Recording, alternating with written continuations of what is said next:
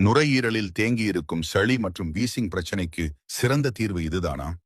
Wheezing பிரச்சனையை சரி செய்யணுமா? சிறிது கடுகு எண்ணெயை சூடாக்கி அதில் ஒரு துண்டு கற்பூரத்தை சேர்க்கவும். கற்பூரம் கரைந்ததும் ஒரு நாளைக்கு 3 முறை 15 நிமிடங்களுக்கு மார்பை மசாஜ் செய்யவும். கடுகு எண்ணெய் சுவாசத்தை தணிக்கிறது மற்றும் மூச்சுத் திணறலில் இருந்து உடனடி நிவாரணம் அளிக்கிறது. இது இரத்த ஓட்டத்தையும் மேம்படுத்துகிறது. நுரையீரலில் சளி தேங்கி இருக்கிறதா? அதற்கு ஒரு வெங்காயம் மற்றும் ஒரு சிறிய துண்டு இஞ்சியை துருவி ஒரு கண்ணாடி பாட்டிலில் போட்டு 3 டேபிள் ஸ்பூன் தேன் மற்றும் ஒரு எலுமிச்சையை பிழிந்து காலையிலும் மாலையிலும் ஒரு ஸ்பூன் சாப்பிட்டால் நுரையீரல் சளி நீங்கும். இது இருமலை கட்டுப்படுத்துவதுடன் சுவாச பாதையை சுத்தம் செய்யவும் உதவுகிறது.